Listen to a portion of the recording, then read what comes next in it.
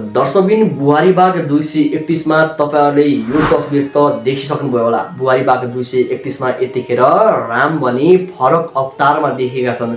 यो तस्बिरमा देखिए जस्तै रामचन्द्र बोहरा यतिखेर भने साउथ चलचित्रको हिरोको जस्तो देखिरहेका छन् र धेरै प्रतिक्रिया पनि के दिइरहेका छन् भने रामचन्द्र बोहरा यतिखेर पनि बुहारी सिरियल होइन, उहाँ चाहिँ साउथ मुभी बनाइरहनु भएको छ भनेर चाहिँ धेरैले प्रतिक्रिया पनि दिइरहनु भएको छ।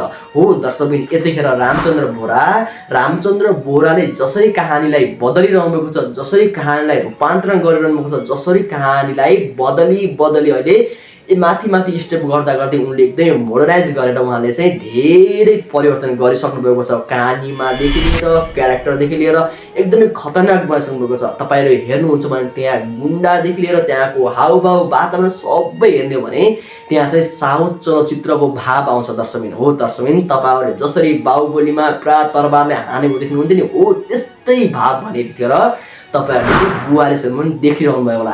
त्यसैले दर्शकबिन धेरैले भनिरहेका छन् कि रामचन्द्र बोहराले यतिखेर साउथ मुभी बनाउँदैछन्, उहाँ चाहिँ अब बुहारी सिरियल बनाउँदै जसरी सकिगोनीका टिमले चाहिँ सकिगोनी बनाउँदै भद्रगोल बनाउँदै अहिले यतिखेर लास्ट चलचित्र बनाएका थिए, त्यसरी नै रामचन्द्र बोहराले पनि अब बुहारी सिरियल बनाउँदै उहाँ चाहिँ अब बुहारी सिरियल मात्र होइन, सिरियलमा मात्र सीमित होइन, उहाँ चाहिँ अब नेपालकै एकदमै बवाल चलचित्र ल्याउँदै हुनुहुन्छ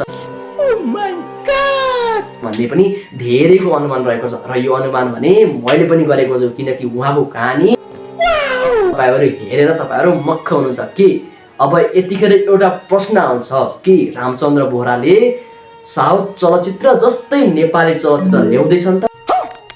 दर्शकबिन, यदि कोही कसैलाई थाहा छ र यो भिडियो चाहिँ तपाईहरु रामचन्द्र बोहरासम्म चाहिँ पुर्याउन चाहनुहुन्छ भने चाहिँ तपाईले सक्दो शेयर गर्नुहोला, किनकि यसको उत्तर मात्र केवल रामचन्द्र बोहराले दिन सक्नुहुन्छ। र दर्शकबिन, आजको यस भिडियोमा हामी कुरा गरौँ पहिला पनि रामलाई भने शक्तिले धेरै पटक उनलाई चाहिँ पीडा मानसिक तनाव दिइरहेका थिए। उनको श्रीमतीलाई कहिले अपहरण गर्ने, कहिले के गर्ने गरेर विभिन्न किसिमबाट चाहिँ रामलाई विभिन्न किसिमको तनाव दिनुहुन्थ्यो। तर दर्शकबिन, धेरै दर्शकहरूले के चाहना राख्नुभएको थियो भने शक्तिलाई रामचन्द्र बोहराले मार्नुपर्छ, शक्तिलाई हराउनुपर्छ, रामको जित हुनुपर्छ भनेर धेरै दर्शकहरूको प्रतिक्रिया आइरहेको थियो। हो यसै प्रतिक्रियाको बीचमा भने रामले यतिखेर यो कहानी लिएर यतिखेर भने शक्तिलाई जेलमा पनि पठाइसकेका छन्। र दर्शकबिन, तपाईहरुले यो तस्बिरमा देखिरहनु भएको होला कि यतिखेर भने रामकी अर्की श्रीमती मुना भने यतिखेर बेहुलीको भेषमा देखिनु भएको छ। बेहुलीको भेषमा देखिँदै गर्दा बुहारीबाग 231 तपाईले हेर्नु भएको छ भने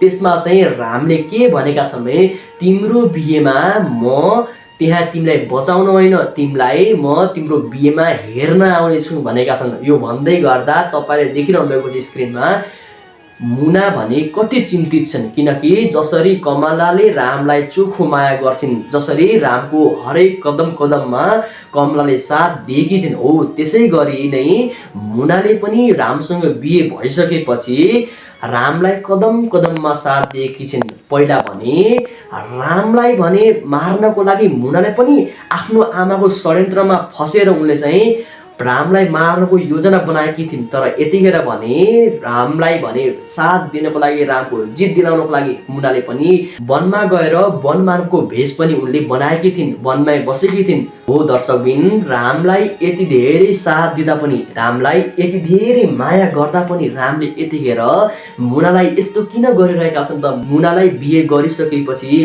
मुनालाई साथ दिनुको साटो मुनाको बिहेमा नै मुनाको बिहे हेर्न आउँछु भनिदिएपछि मुनाको मनमा के बितिरहेको होला? दर्शकबिन, तपाईलाई के लाग्छ यस विषयमा? तपाईहरु के भन्न चाहनुहुन्छ त्यो पनि प्रतिक्रिया दिनु होला। र राम र कमला र मुना तपाईहरु एकजुट भएर सँगै बस्नुपर्छ भन्ने चाहनुहुन्छ भने तपाईहरुले तलको कमेन्ट बक्समा गएर आफ्नो मनको विचार भने लेख्न नभुल्नु होला। हस् त दर्शकबिन, तपाईलाई भिडियो कतै पनि मन परेको भए भिडियोलाई एक लाइक गर्नु होला। च्यानललाई अहिलेसम्म सब्स्क्राइब गर्नु भएको छैन भने च्यानललाई एक सब्स्क्राइब गरिदिनु होला। र यस्तै भिडियो हेर्नको लागि तपाईहरुले भिडियोलाई सक्दो शेयर गर्नु होला। यो भिडियोमा 10K भ्युज गयो भने हामी पुनः यस्तै हामी फेस देखाएर हामी तपाईलाई भिडियो ल्याउनेछौँ दर्शकबिन। त्यसले चाहिँ यो भिडियोलाई सक्दो शेयर गर्नु होला। हस् त दर्शकबिन, आजको यस भिडियोबाट म चक्र जोस पनि छुट्न चाहन्छु।